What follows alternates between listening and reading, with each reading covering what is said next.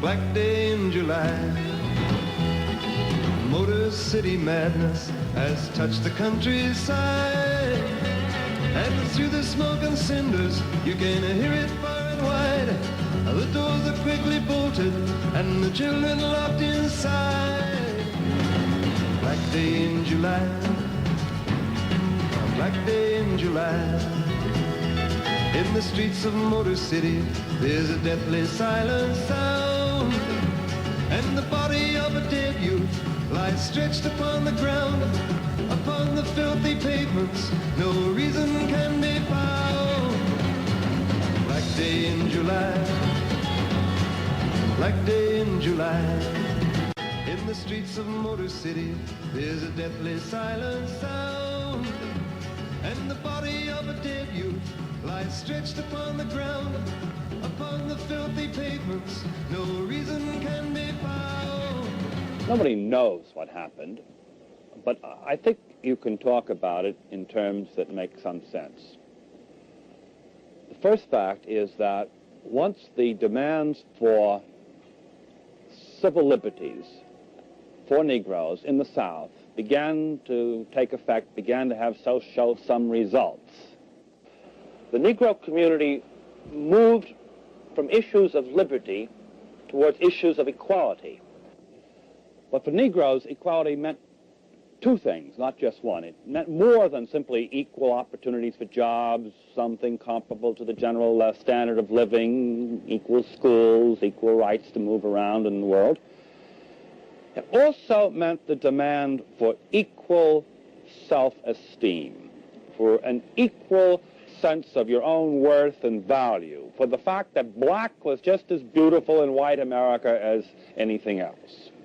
Now, somehow or other, the expectations of both these groups of Negro Americans were greatly raised, and promises were made to them, and somehow both sets of promises were broken. It is conditions that create people, not people who create conditions. Militants are expressing many of the fears and are expressing many of the hopes and aspirations. This is a world of disorganization, of violence, of hurt people, crushed by conditions that they don't understand and the rest of America doesn't even want to admit exist. I don't think a person living in Europe today could believe that anybody in America would live as these families are forced to do. During the riot in Detroit, 43 died, all but 10 of them Negroes. 6,670 people were arrested. Most were Negroes. Many were left homeless. Almost all of them Negroes. The black extremists did not start this riot. It was not planned.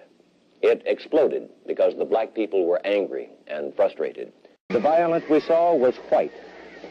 We saw Negroes hosed and beaten, harassed with dogs and cattle prods. Negroes who, whites assumed, would be satisfied if only they could sit in the front of a bus, go to a white school, vote, if only they could integrate.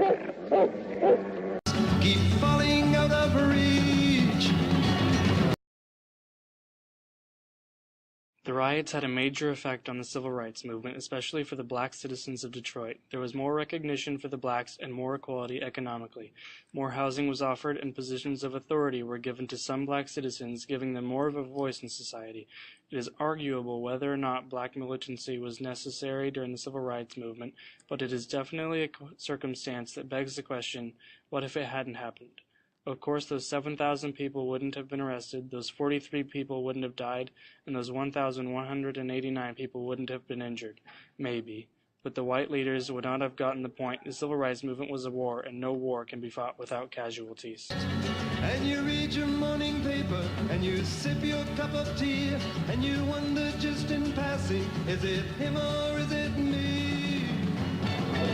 I was home home, wasn't it? Yes, it was a nice home.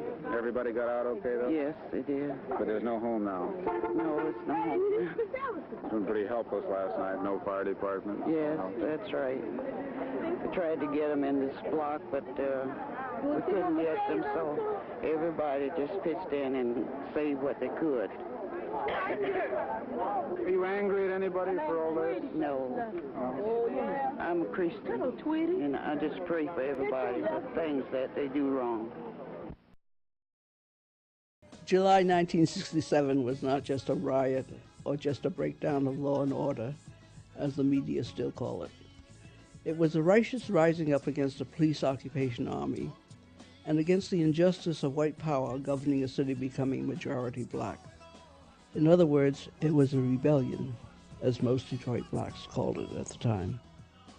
But it was not a revolution, because it did not begin to create the new values and new institutions that inner city youth, who were the main actors in the rebellion, needed to give meaning to their lives now that high-tech and deindustrialization were making their labor expendable.